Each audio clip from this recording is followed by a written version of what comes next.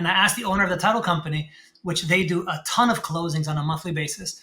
I said, how many of your sellers that you've worked with have stayed in Miami? The same thing that I just mentioned to you.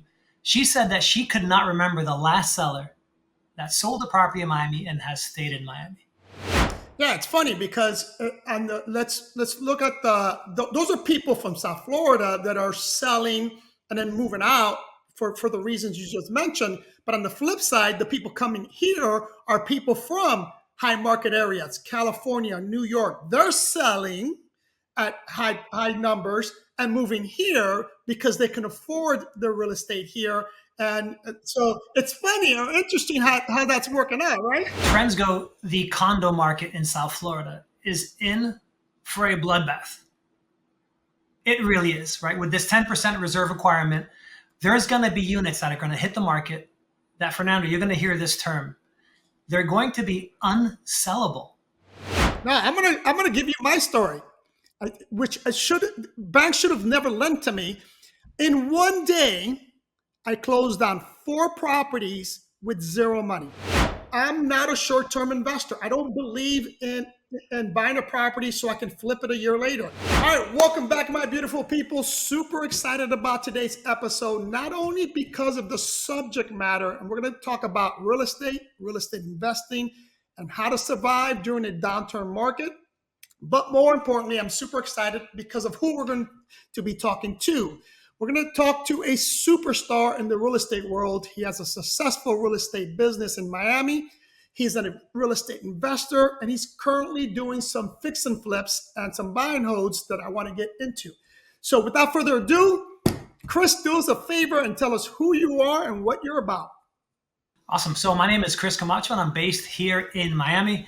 And I'm a real estate agent. In my previous life, I had a mortgage business, but now I'm mainly focusing on the lead generation aspect of real estate, providing leads to other real estate agents. Awesome. So we're going to get right into it, Chris. And as I mentioned, we're going to talk about some of the investments you've made in real estate. But before we do that, let's get into today's market, right? Can you describe what the current real estate market is, specifically in Miami? But if you know nationally, we can get into that as well. It's an interesting question, Fernando, because what I'm seeing a lot, one interesting stat, kind of as a side note, is in the last 2 years, every single transaction I've done, not one person that has sold has stayed in Miami. What? Say that again? Not one seller that we've sold their home, and we've sold multiple properties in the last couple of years, not one has stayed in Miami. Wow. I was in a closing last week, and I asked the owner of the title company, which they do a ton of closings on a monthly basis. I said, how many of your sellers that you've worked with have stayed in Miami? The same thing that I just mentioned to you. She said that she could not remember the last seller that sold a property in Miami and has stayed in Miami. So why is that? Why is that? I'm going to have to say, because the average price of real estate, I mean, the average sales price of homes in Miami as of the end of August, so this is very current information, is $1,073,000 in Miami-Dade County. Yeah. No, the market's insane, and for those of us that invested in South Florida many years ago, we're doing fine. But people that are investing today are not seeing the numbers that we saw, and that's why I want you to talk about some of your investments. But so the market in South Florida is it going down? Is it coming down? What's the story? So if we continue on with that conversation, right, of the average sales price in Miami-Dade County, the median sales price, which, as you know, median sales price is half of the sales are more, half or less, is $648,500. Yes. So even with that median sales price, if a buyer puts 5% down on $648,000, they're financing approximately $615,000, somewhere around there. That's a mortgage payment, depending on taxes and insurance. That's my disclaimer. That's a mortgage payment of about $5,000 to $5,200. Wow. So even at that median sales price, I don't know how the average family in Miami would be able to hang in there with that type of mortgage payment, which is probably why they're selling, right? Cashing in their chips, and looking into a market that they can obtain their proceeds from here with them having a mortgage and buying elsewhere, and most likely buying cash and eliminating that mortgage payment. Yeah, it's funny because on the let's look at those are people from South Florida that are selling and then moving out for the reasons Right. you just mentioned. But on the flip side, the people coming here are people from high market areas, California, New York. They're selling at Correct. high numbers and moving here because they can afford the real estate here. And so it's funny or interesting how that's working out, right?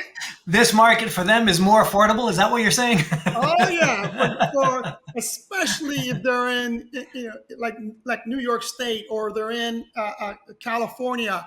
The markets there are even crazier. I mean, so and So I've always with said, I've always said as an investor many years ago, and people were telling me that I was crazy. I always said that Florida was way undervalued when you compare it to what it offers and when you compare it to California, for example. We're based, California has the ocean. We have the ocean, right? California has beautiful sceneries. We have beautiful sceneries. But at the time, we were so undervalued. And right. today, I think the Florida market is where it should be. People are saying it's overpriced. No, I think it's where it should be. I still think there is some room to grow. So, Right. having said that, uh, um, what trends or what are you seeing with investors in South Florida? Well, as far as trends go, before I answer the second question, trends go, the condo market in South Florida is in for a bloodbath. Yeah. It really is, right? With this 10% reserve requirement, there's going to be units that are going to hit the market that, Fernando, you're going to hear this term. They're going to be unsellable. There's going to be condos that have special assessments that are just so large that the sellers aren't going to be able to hang in there.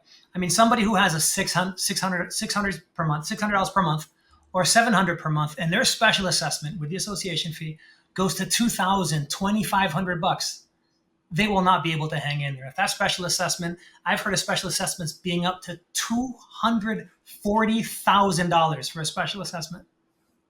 Chris, How can you sell units in those buildings? Yeah. Dig deep into that. Let's dive into that because that is an interesting subject, especially for people that are looking to buy condos or investing in condos. Explain why this is happening. Correct. So the main reason is there's a push for condos to have 10% in their reserves. So whatever their budget is, they have to have 10% in their reserves for whatever repairs could come up. It could be elevator, roof, repave in the parking lot, the 40-year recertification. Whatever the reason is, they have to have the reserves. And if you don't have those reserves, either you have to buy these units cash or put at least 20 to 25% down, which most buyers don't have the ability of putting that large of a down payment. Right. The flip side, there is a rainbow right at the end. There is a sunny side at the end. And the reason is because if these associations have these reserves, which ultimately they will, there's going to be a day where most of these associations have reserves. Well, right now it's flipped. Most associations don't have the reserves. So the day that they do have these reserves, buyers can purchase these condos with 5% down. 5% down versus 25% down plus closing costs is a dramatic difference. I mean, you can buy with 5% instead of 25%. On a $600,000 condo, you need 30,000, right? As opposed to 150, as opposed to 150,000. So 25 or 150. So that's going to be long term. It's the best thing for condos. Short term, whoever can't afford it, somebody who's on a fixed income, they're going to have a really hard time. And especially once that 10% starts getting implemented to where there's fines or whatever the case is. However, that's going to be enforced, there's going to be some major condo inventory in the market. Yeah. So just to add to that, the main reason what Chris is talking about is on the reserve side is because that's a requirement for the lender.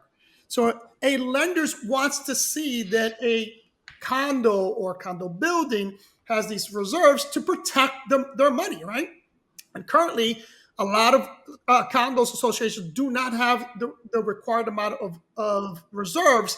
So it makes it difficult to borrow money on that property. So you're either buying cash or, like Chris said, you're putting a lot of money down to cover that liability for the lender. Now, once the reserve is there, then we can go with a better loan.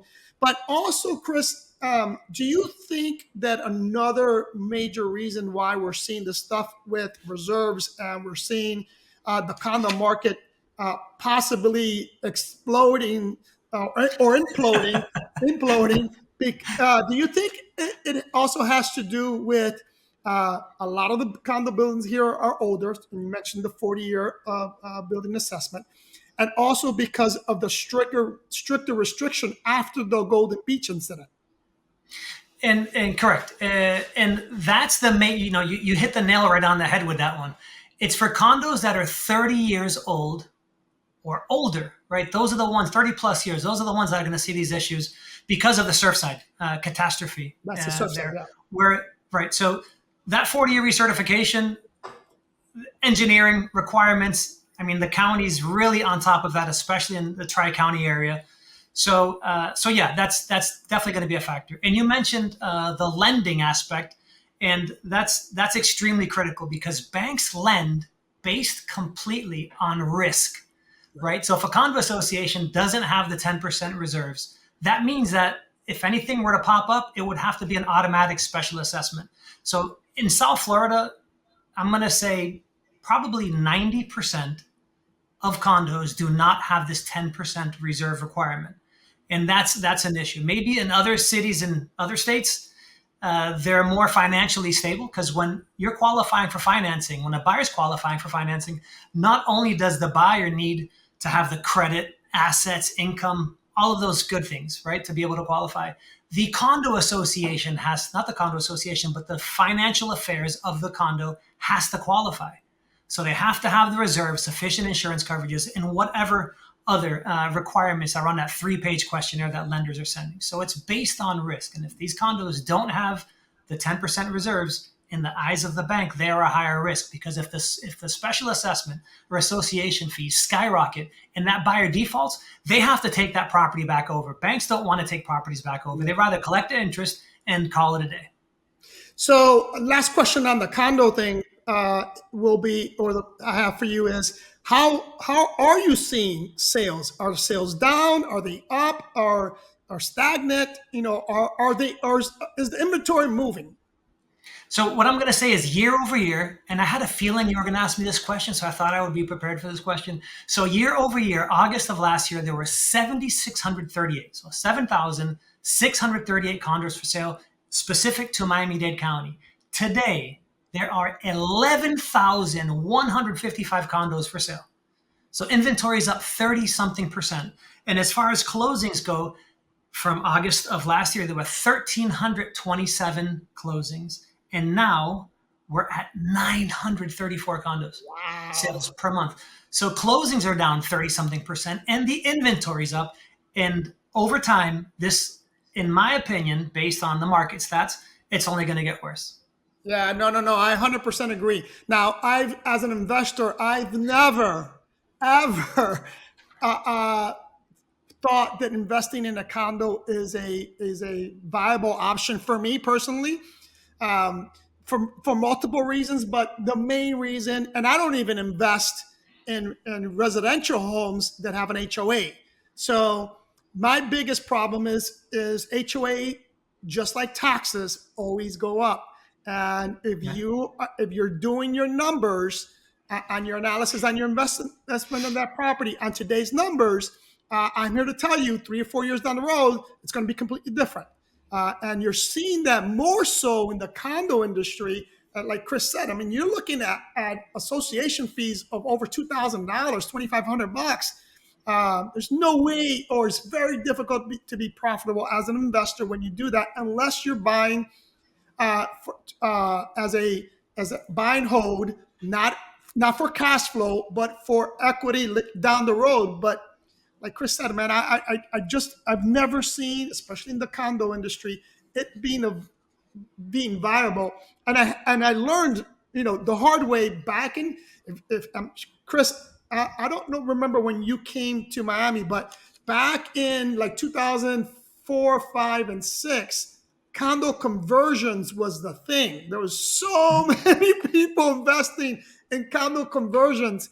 And in the very beginning, we made money, but towards the end, everyone lost. I don't know a single person that made money on a condo conversion towards the end. And as you know, 2008, 7, and 8, it was really bad for real estate. Real estate. Now, if you held on to them, like we held on to one condo in Weston, that today, I mean, it's doing phenomenal, cash flowing well, it's paid off. So it's today it's good, and the equity is super high. And it goes as to my philosophy of buying and holding, and looking at real estate as not a short-term investment, but a long-term investment. So for me, it played out well. But a lot of people see real estate as a way to get rich quick. They're thinking about short-term, but it's just so risky, in my opinion. But before we move on, anything else to add? Continuing with the same vein what you're talking about, 2004, 2005, that was a time of complete speculation. Yes. Right? People were buying new construction condos, condo conversions. Before the unit was even turned over, people were making $50, $100, $200,000 before these units were even ready. Banks were giving out loans. Yep. There was a joke that we would say within the industry is, if you had a pulse, you could get a mortgage. Right? There were loans that were done by certain banks, no income, blank income, no employment, which basically means not even an employer listed on the application, and no assets. You didn't have to have a job, you didn't have to have money in the bank, and you didn't have to prove income. And to boot, they were doing 5% down on 4-unit properties.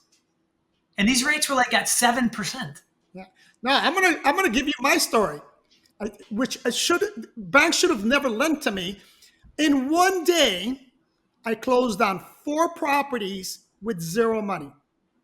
What I was doing back then is, because banks were allowing me to do this, was get a loan on the property and immediately, before I even close, get a second mortgage on it. So I would use the money from the second mortgage to pay for the down payment. And I did that repeatedly with zero money. And like I said, in one day, we bought 4 properties. And I'm like, my wife was like, there's no way the bank is going to allow you to do that. I said, well, we'll see.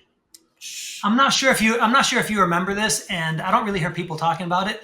There were mortgage companies that would give you a second mortgage for 125% of your value. Yes. Right. I did that. That's one of. Listen, back then, just like that, I would buy properties with zero money, because I either get the second mortgage, or the bank will give me 120% of what the property was worth, and I would use that as my down payment for my closing. I did that a lot. Now, what I found, Fernando, is that people that did that didn't have the backing, the financial backing. Just about every single person that I know that did that approach, again, people who didn't have the liquidity, they lost everything. Like, they lost all of their properties, right? So if a person looked at it, and you brought up such a key point with the long-term perspective, right? What's your horizon? I don't care what you paid for a property in the last 15 years, 20 years.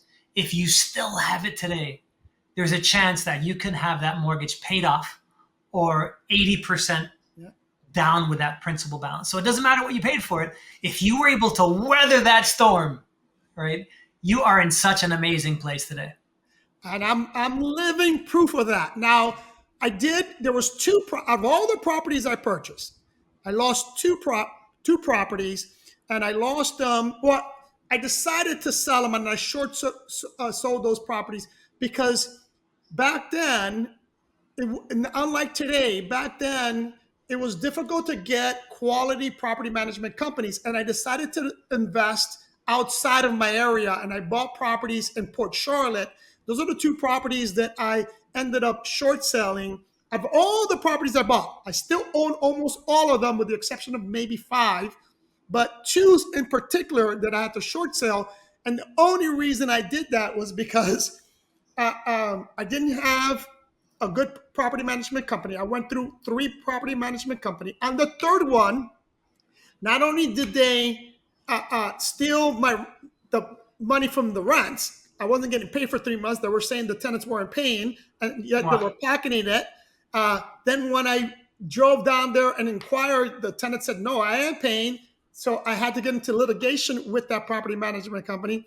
But then what ends up happening when the tenants got scared, they moved out. When they moved out, somebody went in and stole everything. They stole cabinets, copper, everything. They just left me with a shell. So, and because, I was still working full time, I had a W-2 job, I couldn't attend going back and forth. I ended up short selling those properties. But those are the only 2 properties. But like you said, I never looked at it short term. So I still own the rest of those properties that I purchased. And today, like you said, most are paid off. They're all cash flowing phenomenal. So I'm a living example of what can happen if you hold a property long enough. So many people that I know that were doing it with a short-sighted mindset. They lost money because they ended up bailing on these properties, and were getting pennies on the dollar. So, I knew at some point that the tide was going to turn. I just had to hold on, and I did. And I want to mention a couple things based on some things that you just shared.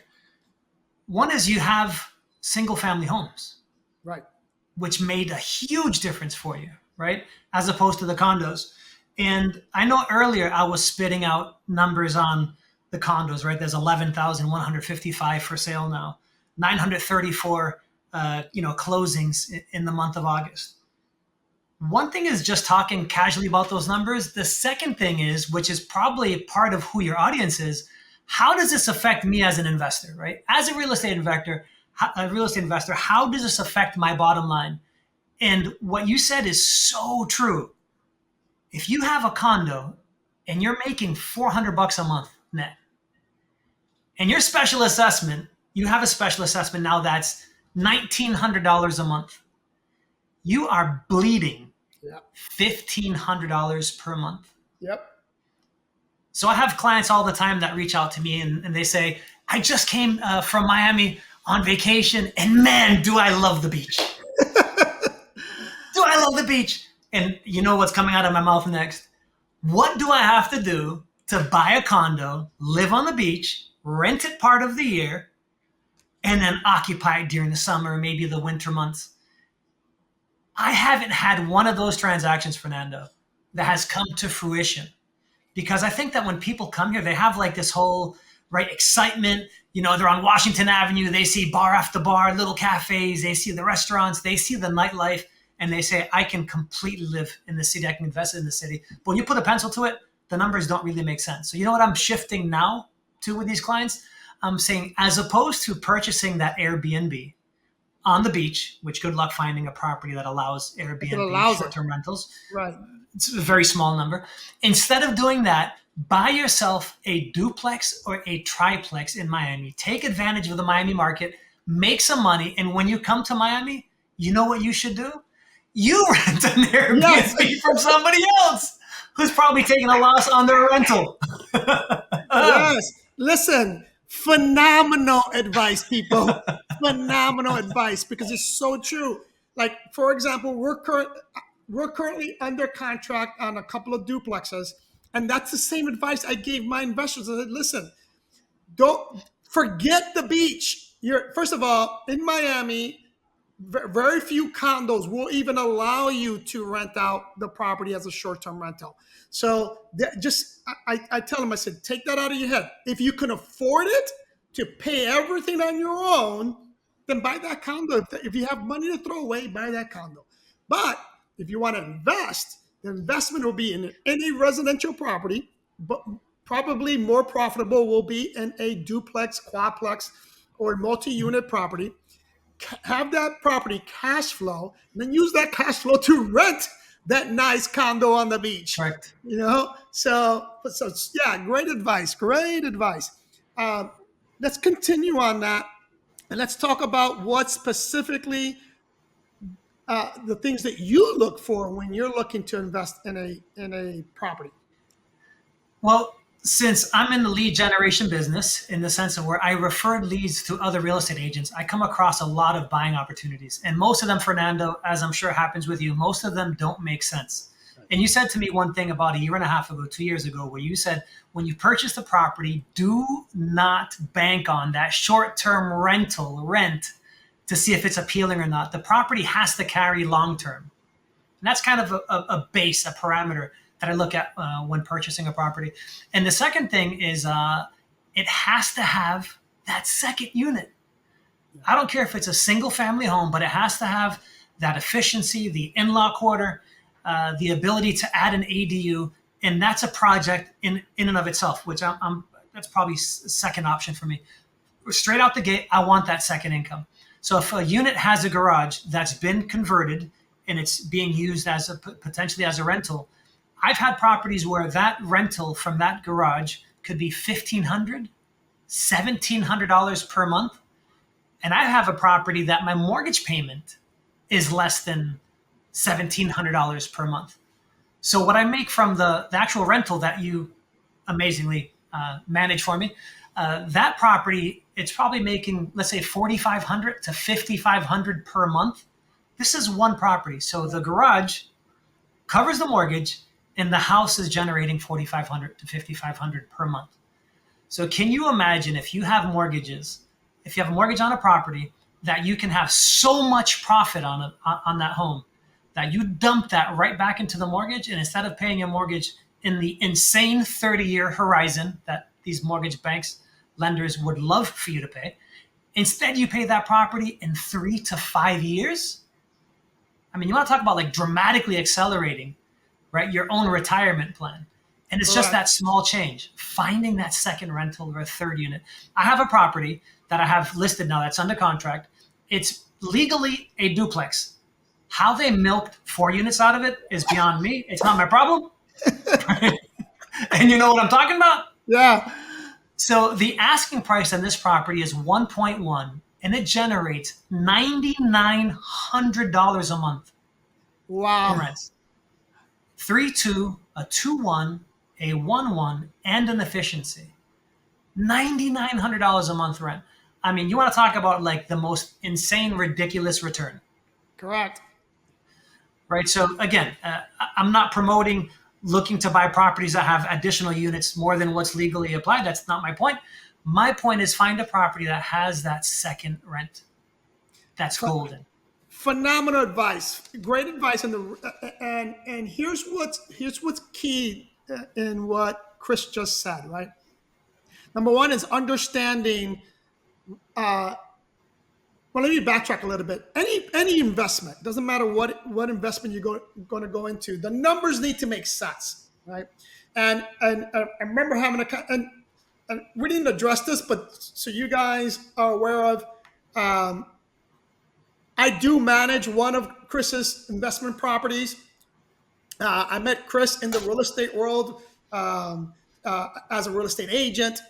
So we do have that relationship, and which is again one of the main reasons why I wanted him on, because I know that what Chris is currently doing is stuff that I will tell any investor, and it works. So going back to making sure that the numbers work, right? But more importantly, you have to look at it also in the long term. So for example, in today's market, if you're getting a loan, when you're adding your property taxes, insurance, and your mortgage with the high interest rates, it's very difficult to cash flow sometimes.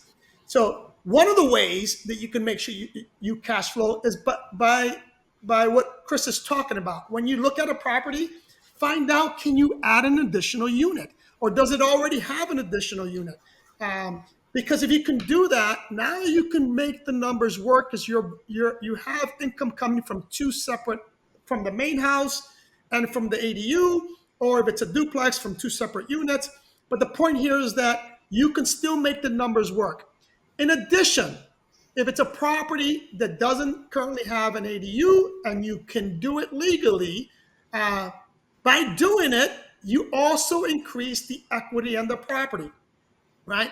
As I mentioned, I'm not a short-term investor. I don't believe in buying a property so I can flip it a year later. That is, for me, is too risky. I'm at an age and at a point in my life in which I'm trying to minimize some of that risk. So I look at that from a 10-year perspective.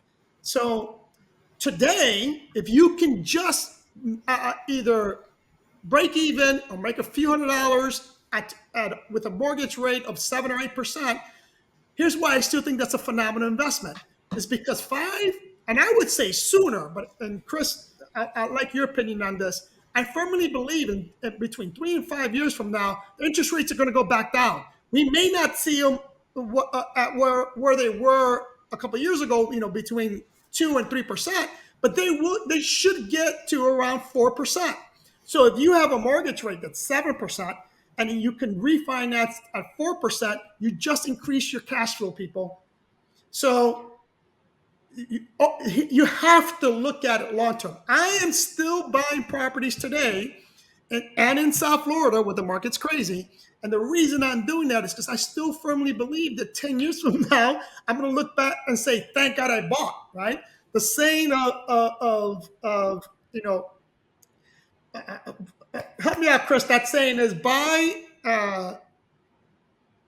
I'll think about this. There's a great quote that I used to always use, and that always is, I buy property, I hold on to it because I know 10 years from now it's going to be a home run for me. What do you think about that, Chris? I think it has to do with the amount of cash that somebody has to work with, right? Because if somebody's buying a property, to break even may not be that appealing for them. It's again, you're probably in a different position based on your portfolio where you have the long-term perspective. But somebody who's breaking even and the AC breaks and they don't have the funds to do large type of repairs, they could find themselves in a bit of a predicament. If anything were to happen to your properties, which if I'm not mistaken, you self-insure, right? Correct. You have funds set aside for repairs. So the way that you're set up is a little bit different than somebody who's looking to buy one property, a couple properties, or 3 properties, right? Well, let me stop you there real quick because I want to address that because this is very important so that people understand. When I say break even, it's break even after all your numbers all your stuff are taken care of. So, for example, for me, when I invest, there's a couple of things that needs to be paid for, right? Obviously, your taxes, your insurance, your mortgage, but you also have to include their vacancy, capex, and repairs. So those are within my numbers.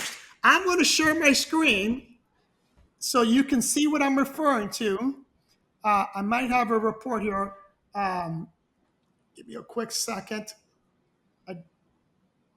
But when I analyze a property, that's within my numbers. So that if the AC breaks, if I have worst case scenario, I have a hurricane comes and I have to repair the roof, and there's going to be a deductible that I have to pay. That needs to be part of what I'm including in terms of breaking even. Make sense? Correct. And that's the safest thing to do is you give yourself these margins to set aside funds for reserves, for repairs, also vacancy, which I think many investors go into transactions or their analysis of a property without taking those numbers into consideration. Correct. And if they don't have the funds set aside to begin with, it just could get financially a little bit messy for them. As I'm trying to bring this up, correct. And I'm going to give you a lot. This is why I have a issue with, and we're not seeing them as much anymore. But a couple of years ago, there was all these gurus, doing these seminars on how to invest in properties or in real estate, and they're encouraging the people that attend to get all these credit cards and loans. And I'm like, oh my God, that's the worst thing you can do. You cannot be buying properties um, and, and and hope, like if you don't have cash set aside, hope that it's going to cash flow and you're going to be able to save that in the long run, because most likely that's not going to happen. That is correct, and I'm glad you brought up that point on real estate investors selling programs. Right. Because how many people, Fernando, do you personally know that have invested 10, 20, 30, 40, $50,000 into these programs? And at the end, all that they have to show for it is a credit card debt of 20, 30, 40, $50,000, right? So if an investor is looking to get their toes, to basically dip their toes in the real estate investing waters, I strongly recommend go to local real estate investor associations. Save yourself the 10, 20, 30, 40, $50,000 and find out locally in the market that you're looking to invest in who the local hard money lenders are, who has inventory, which real estate agents have great deals that they could turn you on to without you having to be sold on these high ticket programs. There's a couple HGTV hosts, Fernando, I'm not sure if you've seen this. There's like major lawsuits against these HGTV hosts that ended up selling real estate investing programs, and like people's results, people aren't having the results, which is exactly what I'm just talking about. So be cautious when it comes to, this whole getting rich quick. It doesn't happen. Anybody who gets rich, most likely it takes a lot of blood, sweat, and tears. And if you're looking to invest in real estate, you have to put the time in. Put the time in locally, find out who the people are, find out who the players, lenders, agents, attorneys that specialize, family attorneys that have, good deals that they could potentially come across through a divorce. It takes time, and it's not going to come easy. Correct. 100%. All right, so let me see if I can share this screen here. Was this Fernando, by the way, you'd impress me if you can share your screen on this platform. Yeah, I can share my screen. I'm trying to see if this was a cash deal or is it a mortgage. Perfect. All right. So let me share my screen. All right. So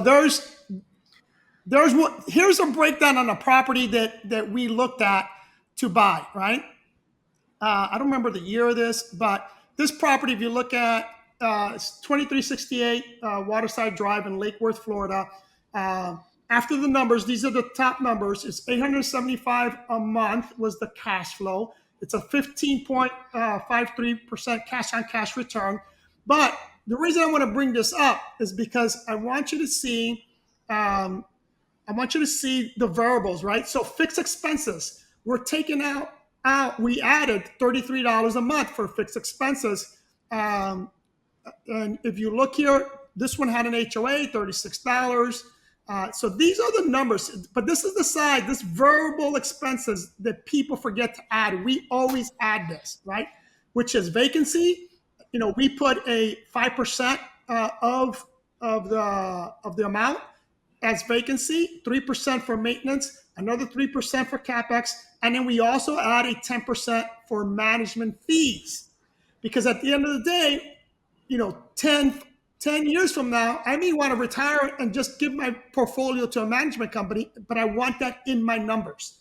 So those are the things that you when you're looking to invest, and this is why I say, even if you break even, as long as everything's being paid for and you're putting money in reserves, then you should not have a problem, even if you do that. So that's why when I said break even, if you're breaking even, it's still for me good, because that renter. So I'll give you this example. A lot of people invest, which I'm not a proponent. I don't like it, but it's a subject matter for another video. A lot of people invest in 401ks. And I tell people when they say, oh, I'm not making money on this property, meaning, I'm just breaking even. And I tell them, well, let me ask you this question. How much money are you making on your 401k monthly that you're putting in your pocket right now? And the answer is always zero, because if you can't get it, right? And then my next question is, how much money coming out of your pocket is going into your 401k? And oftentimes it's about 10% of their salary. And I'm like, well, let's go back to this property that you're saying isn't a good investment. How much money are you putting into this property monthly? And its answer is zero because it's all coming from the rents. So whether whether the property is cash flowing or not, for me, it's irrelevant. Is the money that you're making on that property paying your bills and putting money in reserves? If the answer is yes, it's a phenomenal investment. Make sense? Yeah, yeah. And again, Fernando, this is my opinion. Everybody has their perspective. It's because you are a long-term thinker. Your perspective is different than the average Joe. You have the means to sustain a property. You can weather the storm. You already have, and you will continue to do it. But if somebody's purchasing one property, doesn't have liquidity, and they're close to breaking even, they may want to look for that right deal. Yeah, of That course. one property they're looking for, they may need to like research the daylights out of every possible thing. Try to have sellers pay as much money to contributions, negotiate inspections, right? Just like jump in head first into negotiation. Make sure you have the right deal. Like there's enough of a spread. I mean, that one that you just showed on the screen, 875, right? And that was profit before all of the amounts that you discount, that you take in consideration. That is a very big and healthy spread. Is that based on short-term or long-term rentals? I'm just No, curious on those numbers. long-term rental. Long-term, which Yeah, I knew the answer, but I just wanted to confirm. yeah, So that property has plenty of money to play with there, where I think that even a new investor, that property would be very appealing to them. yeah. And again, don't get me wrong. You have to, first of all, backtracking. If in your scenario where the person's buying that one property, man, first thing you need to do is team up, not with a regular real estate agent, people. You gotta team up with a real estate agent that works with investors because they know the type of properties that you need to have and they understand that. Number two, also team up with someone that can analyze a property and give you reasonable numbers, right? Numbers that are not over exaggerated, because I'm a risk taker, but when it comes to investing in real estate, I'm very, very conservative. All my numbers are super conservative because I think about not the worst case scenario, but almost the worst case scenario, right? So, but I really think there's so many people out there, tons out there that want to invest but never jump in because they either overanalyze something or because their numbers are just too unrealistic. So, for example, that property I just mentioned, that was a phenomenal, a 15% cash on cash return is a phenomenal deal, but it's not a deal that we see often, right? Probably, like me personally, when I first started, I was looking at anything that was going to give me either between an 8 and 15% cash on cash return. It was rare that I found a 15% cash on cash return property. And had I waited for that, magic number, or I need to make X, man, I don't think I would have a tenth of the portfolio I have today if I was looking for they's numbers. They're just too difficult. And at the end of the day, now I understand I'm different. At the end of the day, I was always looking long term. And in fact, when I first started in real estate, I was one of those people that would buy a property, a fixer upper, live in it as I'm fixing it, and then 2 or 3 years later, rent it out and move on to the next project, right? So, Right. because I didn't have the money, I didn't have any money to do that. So the only way I could afford it was to, number one, do most of the work myself and actually live on the property because I have to live someplace. You have to live someplace. Why Right. not live in a place that eventually will be your investment? Correct. And I have a question for you with regards to your purchases. Um, do you focus on buying locally, or are you okay with buying outside of the tri-county? Because Okay. I know what my tolerance is. I'm just curious on Yeah. yourself. I prefer buying locally. I prefer where I can have my hands, I can touch it, I can feel it, right? Right. Now, today, and again, I go back to the story of 2000, back in 2007, that I didn't buy locally, even though Port Charlotte is like 3 hours away. For me, still, that wasn't local. I didn't have the ability to go back and forth. So, and that's the only time I really lost money in real estate. Was that time. Now, today I'm in a different boat. Today I don't buy locally. Like I have properties in Portugal, properties in Colombia, properties in Georgia. So I do expand today, but only because I have a better understanding on how to invest outside of my area, and I have the ability to set up teams in those areas. So I don't buy until I know I have a team that number one, that I can trust, because that's big. Um, if we have time, I'll tell you a story about David Green. If those people don't know who he is, he's a big real estate investor. He was part of the Bigger Pockets podcast, but he just did a recent video because he was a big proponent on buying outside of the area because he lived in San Okay. Francisco and was super expensive in San Francisco and he couldn't invest. So the only way he could get into the investment game was buying outside of the area. So for example, he bought a lot in Jacksonville, but he didn't. He bought so much, grew so quick that he couldn't keep up with it, and he didn't have the right teams in place. And at the end of the day, he lost a lot as a result of that. So that's a long-winded way to answer your question, but I do believe it in today, but not for everyone.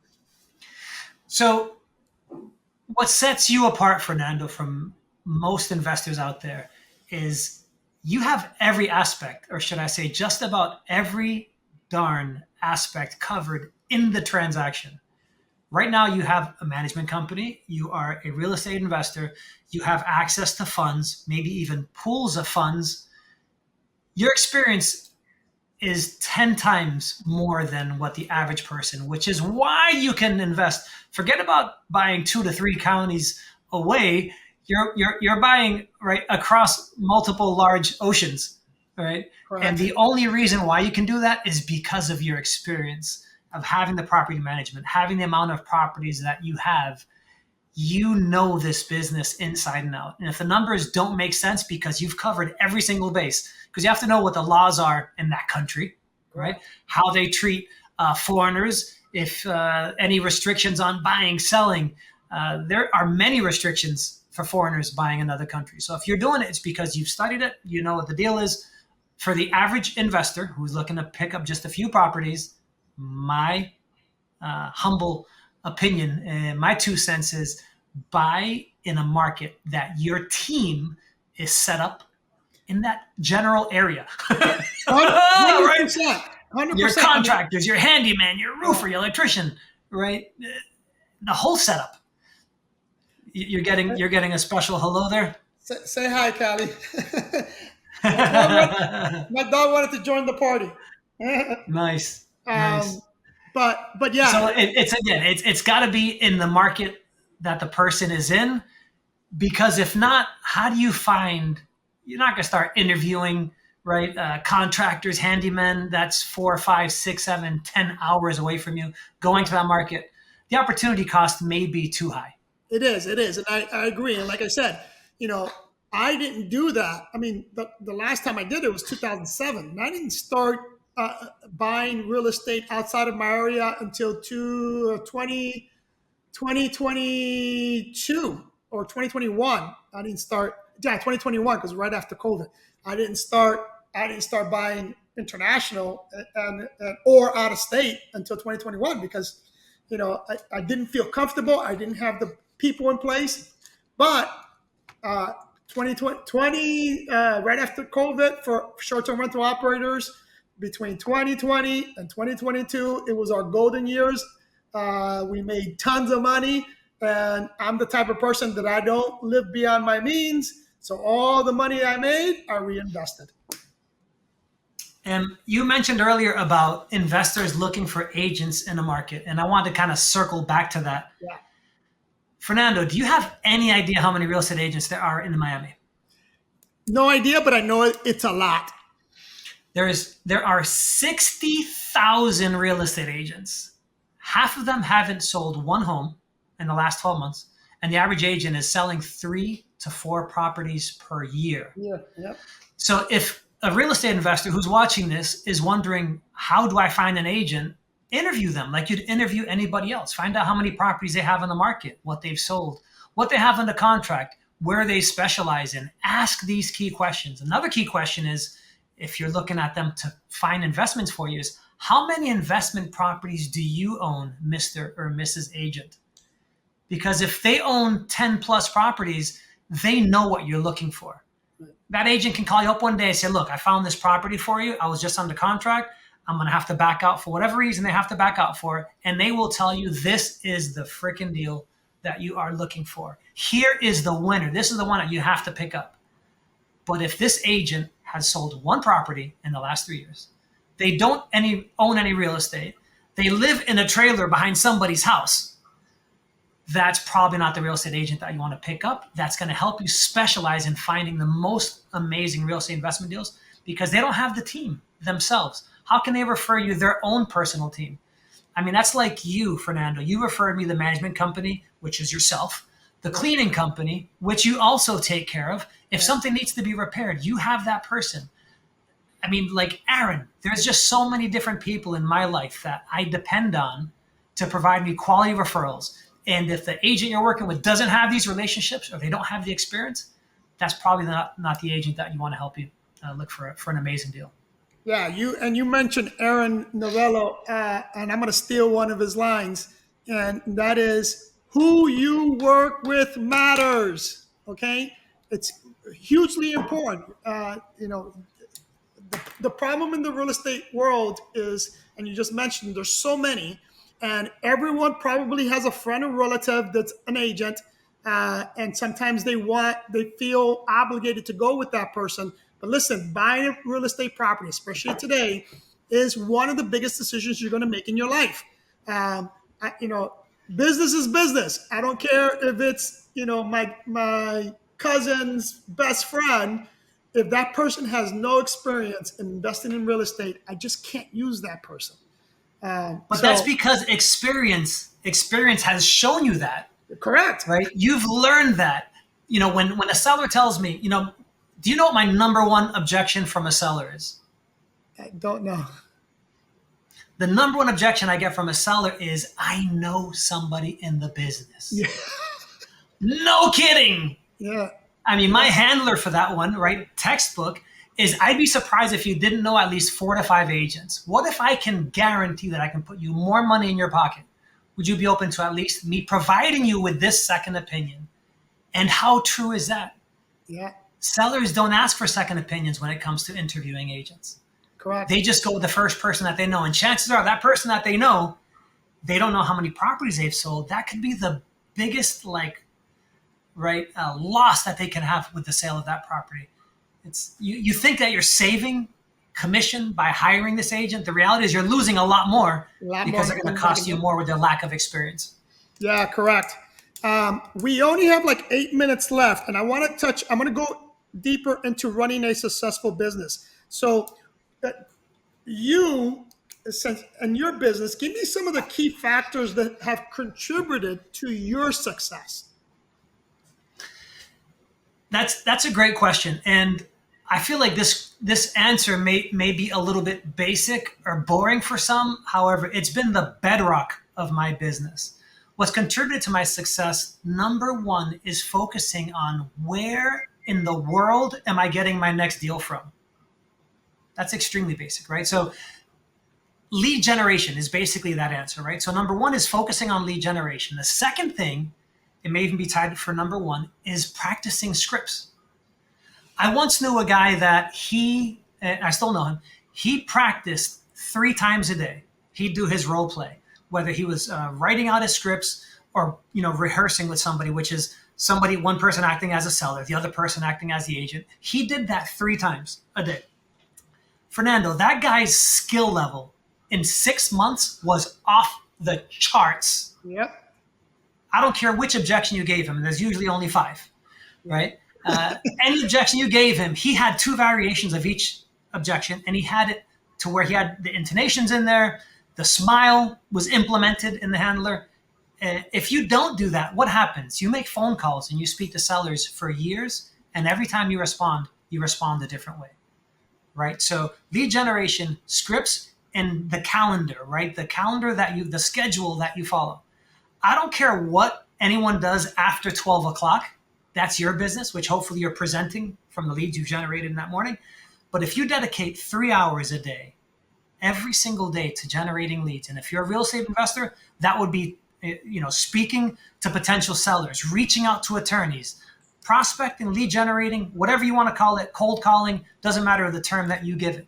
But if you do that, lead gen, practice your scripts, and following a schedule till you dedicate a certain amount of time every single day into looking for business, you really cannot go wrong. What happens is the average agent, let's say of average skill level, probably takes about 150 contacts to go on one good appointment. Fernando, what happens if you speak to 3 people a day? Yeah. It takes you 50 calling days to generate a lead. That's months before you close your first deal. So the question becomes how can you speak to as many people as fast as possible? Listen, I'm with you, and I'm glad you brought that up. And it's what I preach all the time as well. And for us, it's more in terms of customer acquisition, right? Prospecting is just that, is acquiring customers. People, without customers, you don't have a business. So your primary focus should be prospecting, right? Should be trying to acquire your next customer. So for for agents specifically, is that like Chris said, that script, practicing your script, right? Mastering your craft. And if you're whatever business you're in, what is your craft, right? Master that and focus on customer acquisition, and you'll be fine. Because I don't care which specific business a person is in. If you're selling, you have common objections. Yes. As a real estate investor, you're speaking to a seller, they have these common objections that come out of their mouth. So you have to make a note of what's the common objection for this type of scenario. This would be for real estate agents, mortgage originators, someone looking to be in a real estate investing, whatever sale that you're doing, you have common objections, and it would behoove you to master the handling of those scripts. 100%. And the fourth thing that I would add to my 3, which would make it a 4th, is finding help. What happens is that touch on that. That's my next question. Yeah. So I saw it coming.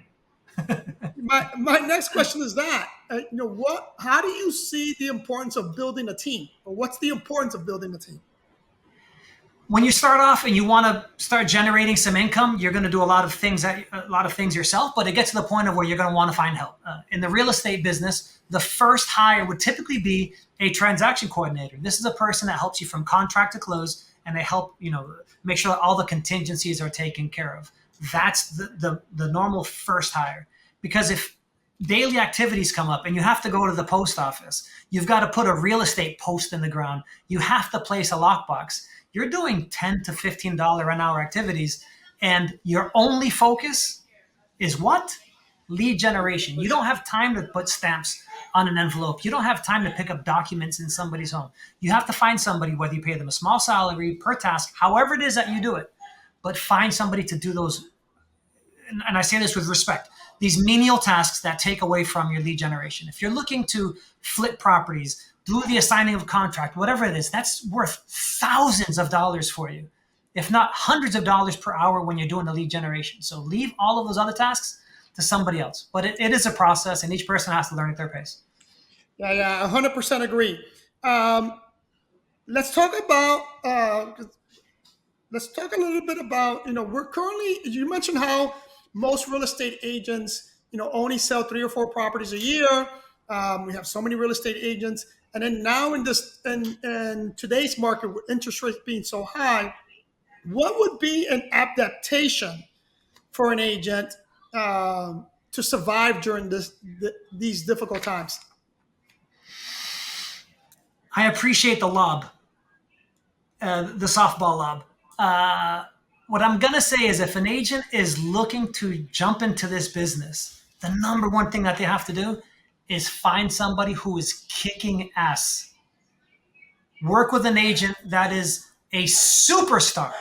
I don't care if it's myself, if it's with Fernando. Find somebody that's damn good, that's a master at their craft, that they can mentor you, provide you with leads, give you all of the systems that you would need to succeed. Because if you don't, you're just making your success that much more complicated. It doesn't really have to be.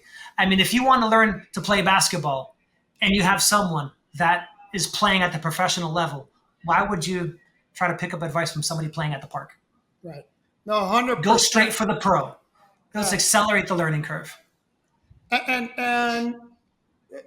not only do I agree with that, but also not just, let's say for example, you find someone, a superstar you can work with and adapt with. For me, listen, even Michael Jordan had a coach, right? Yeah. So once you have that, don't ever sit back on your laurels and say, "Hey, I made it. I've done this. I've done X." No, man. Continue. Find a mentor. Find a coach. Someone that's going to guide you. Someone that is constantly going to hold you accountable. Because you can easily fall into the trap of thinking, "I made it," and then you're going to quickly see that you may not have made it. Right? You fall out. Correct. So, what advice, besides finding a mentor or a coach or something like that, what is one more advice? Because this will be the last question.